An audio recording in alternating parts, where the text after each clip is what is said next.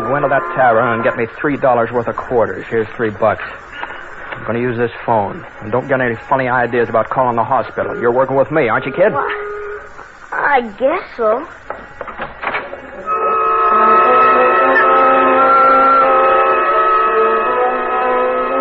All right, now. I'm going to watch you through the glass of this phone booth. Stay right out there where I can see you. Get me? Yes, sir. All right. All right, here goes. You shouldn't get up. Hey, don't try to get out of your wheelchair. I'm already out. All right, now stand right there. Stand where I can see you.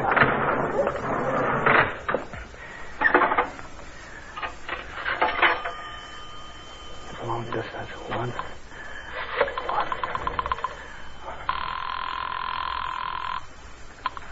Long distance? I want to talk to Bill Mason at Mason's real estate office in San Bernardino. What is your name, please? My name's Tom Warner. That will be $1.25 for 3 minutes. $1. Please deposit $1.25 for 3 minutes. $1.25.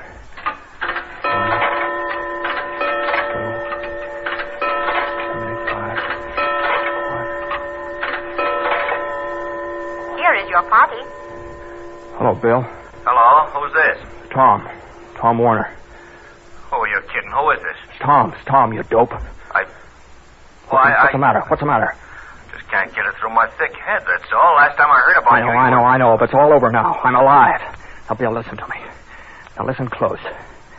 Listen awful close, Bill. Bill, Suki's alive. Suki? Yeah, Suki. He's working in a flower shop in the hospital here. Are you crazy? Now, no, I've seen him. I've watched him. I've noticed all his gestures. Yeah, he's got that scar I gave him right on the side of his face. Hey, are you listening? Yeah, go on. Now, I want you to get a hold of Curly. And tonight the three of us will blast him right out of the face of the earth. Tom, are you okay? What's the matter with you? I found Suki. He's here right in the United States where we can get at him. Well, if you're sure it's Suki, why don't you call the cops or the FBI? Because I know what'll happen to him then. He'll end up in an American jail and he'll have a nice soft bed to sleep in. He'll get 3 good hot meals a day. And he'll get all the comforts of home. Look what he gave to us out in your life, Bill. Now, look, if you start driving right now, you can be here by 9 o'clock. Tom, the war's over. I forgot all that stuff a long time ago. I want you to forget it, too. Sure. And you can forget it all if you want to. I know why you're forgetting it. It's because you're chicken, that's why. You haven't got the guts to face him, and your lousy yellow on your backbone has turned to a sponge. I only wish Mayberry and Evans were all here to listen to the lousy rot that was dripping out of you. Tom, what's the matter?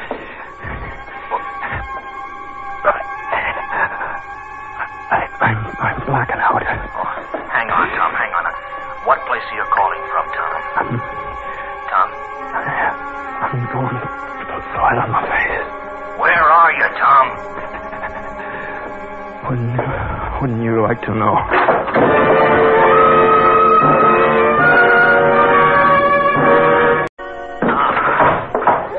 Tom? Tom, can you hear me? Help me, kid. Gee, you shouldn't have got up, mister. There, why, brace the chair. Just lie back. There. Yeah, I'll be all right. Maybe I need a little air. Gee, you look as white as a sheet. Don't say anything about this, kid. Just keep your mouth shut until tomorrow, will you? Tomorrow morning I'll be going away. You promise me that? Well, okay. Okay, now, take me home, huh? Yes, sir.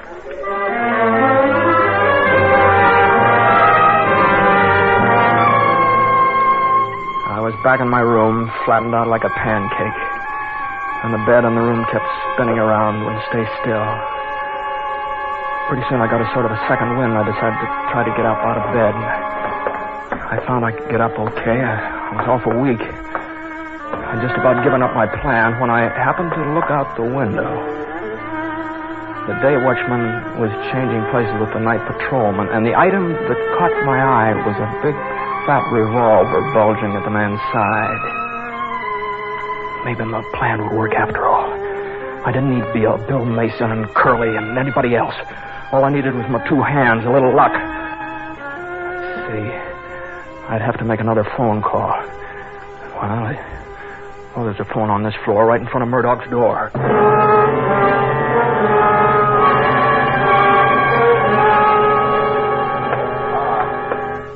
Hiya, Tom. What's that number there? 1, 8, 6. Hospital flower shop. Hello. This is Dr. Benson. Oh, yes, doctor. Would you send a bouquet of flowers? Roses. A lot of big roses up to 411. 411. See, one of the patients is leaving, and we'd like to make him feel good. It's kind of a surprise just before he goes to sleep, and the ward's quiet. You see, about 9 o'clock this evening. Okie dokie. You want some fern to go with it? Yeah, I think that'd be nice.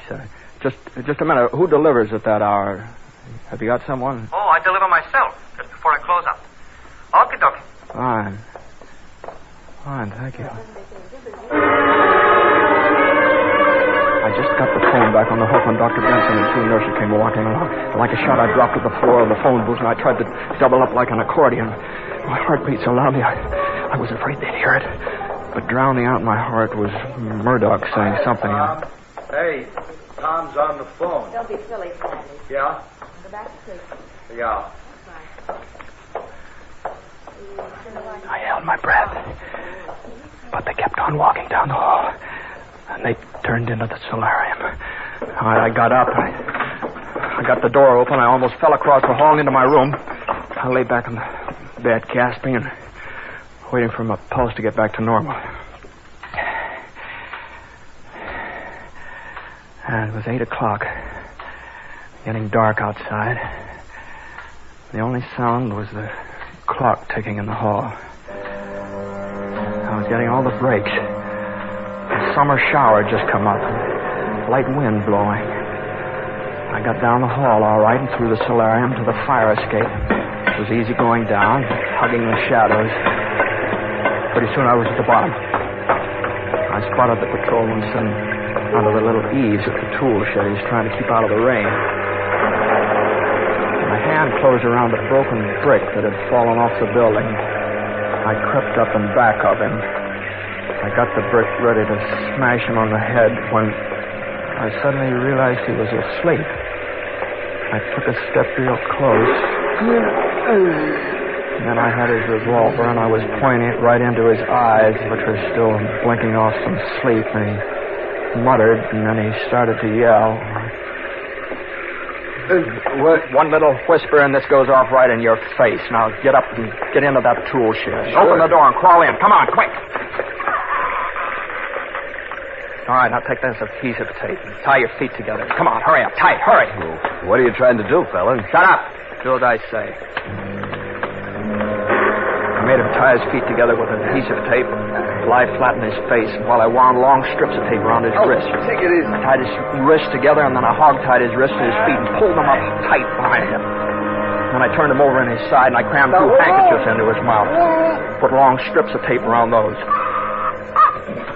And the rain was coming down in buckets as I made my way back to the fire escape. I made the first two flights. And then three. And finally hit 4, and I slid on my face out cold.